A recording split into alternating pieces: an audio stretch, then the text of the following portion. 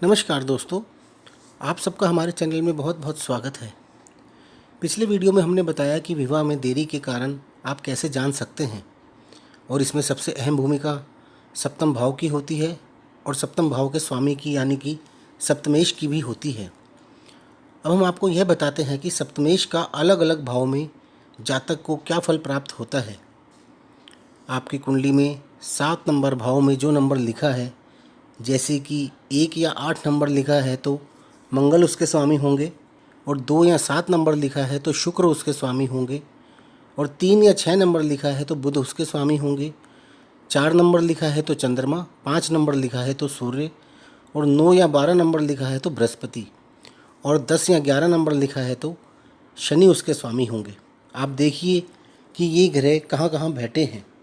यानी कि आपकी कुंडली के सप्तम भाव का स्वामी यदि लगन में यानी कि पहले भाव में है तो जातक स्त्री लंपट, दुष्ट व गंभीर हो सकता है।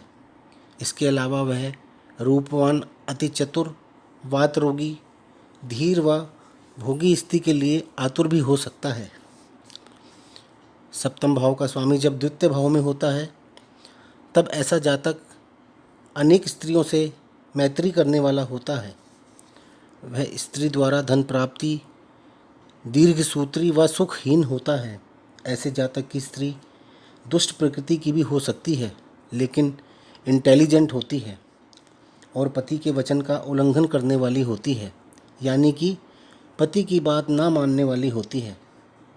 सप्तम भाव का स्वामी यदि तीसरे भाव में होता है तो ऐसे जातक ज़्यादातर मृत संतति वाले होते हैं। उन्हें कभी कभी पुत्री भी पैदा होती है, किंतु वह भी बहुत उपासना पूजा पाठ करने के पश्चात ही होती है। ऐसा जातक पुत्र वत्सल, बंधु वत्सल, आत्मनिर्भर और शक्ति संपन्न होता है।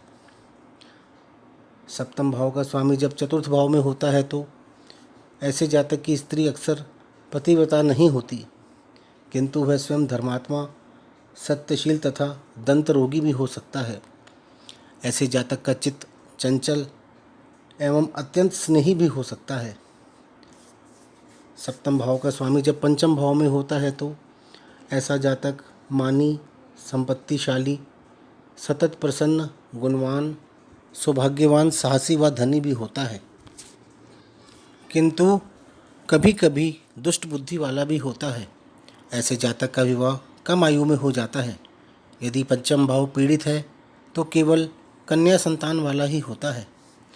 सप्तम भाव का स्वामी जब छठे भाव में होता है तब जातक की पत्नी अक्सर बीमार रहती है या जातक को उसके साथ में द्वेष रहता है तथा वह स्वयं क्रोधी एवं दुखी भी रहता है तथा उसे मृत्यु तथा किसी क्षय रोग का भय हमेशा ही लगा रहता है। उसके विवाह में देरी भी हो सकती है या फिर उसका विवाह चचेरी या किसी ममेरी बहन के साथ भी होना संभव हो सकता है। सप्तम भाव का स्वामी जब सप्तम भाव में ही होता है तब जातक पत्नी सुख से युक्त होता है। साथ ही वह धीर, विद्वान तथा वात रोगी भी हो सकता है। ऐसा जातक प्रीतिवत्सल, निर्मल स्वभाव, प्रसन्न चित्त वाला, कृपालु, तेजस्वी, शीलवान, कीर्तियुक्त, दीर्घजीवी, किंतु कभी कभी पर स्त्रीगामी भी होता है। ऐसा जातक सम्मोहित व आकर्षक व्यक्तित्व वाला भी हो सकता है। सप्तम भाव का स्वामी जब अष्टम भाव में होता है तब जातक अक्सर स्त्री विहीन हो सकता है या उसकी स्त्री दुशीला, रुग्ना तथा वश में ना रहने वाली हो सकती है। ऐसा जातक कभी कभी वैश्यागामी, अपनी स्त्री से प्रेम रहित तथा पर स्त्री में आसक्त, कलही तथा क्रोधी भी हो सकता है। जातक के जीवन साथी की कम आयु में कभी कभी मृत्यु भी हो जाती है। इसलिए अष्टम भाव पर खास तौर से विचार किया जाता है, क्योंकि यह आपके जीवन साथी का मारक भाव होता है। सप्तम भाव का स्वामी जब नवम भाव में होता है तब जातक अनेक स्त्रियों से संभोग करने वाला, अनेक कार्य आरंभ करने वाला होता है। उसका चित्त स्त्रियों में ही लगा रहता है। वह अनेक कलाओं को जानने वाला होता है। उसकी स्त्री शीलवती तथा तेजस्वी होती है। उसके पिता विदेश में भी हो सकते हैं और उसका विदेश से भाग्योदय भी हो सकता है। यदि उसका सप्तमेश पीड़ित होगा तो उसकी पत्नी अधर्मी व फालतू के खर्चे करने वाली भी हो सकती है।